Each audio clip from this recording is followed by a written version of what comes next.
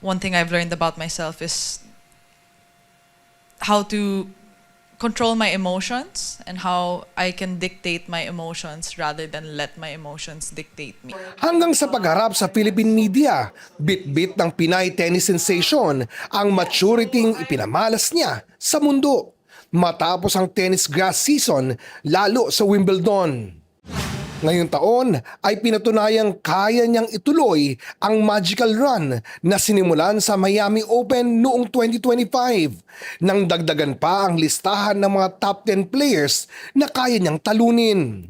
Bunga niyan ang ngayon iconic horizontal forehand ni Ayala kung saan kahit nadapa ay pilit niyang inunat ang braso, pinalo ang bola at naipasok sa kabila ng net. And I'm so grateful because it was a hard shot to do. And when I saw the photo afterwards, wow, parang ginawa ko yun.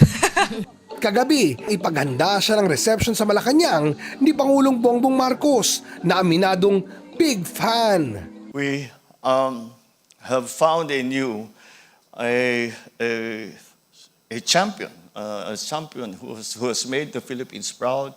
We are all, 110 million of us, we are all here behind you, willing you on to greater success.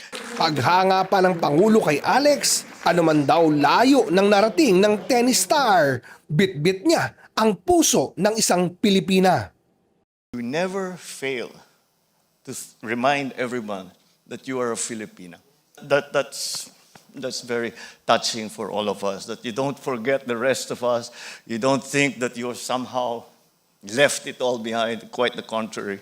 You always seem to give the impression that it is because you're a Filipina that you're doing so well. I will continue to represent the Philippines in the best way that I possibly can. I carry the flag with me wherever I go. And I am a firm believer that where you come from is a big part of who you are.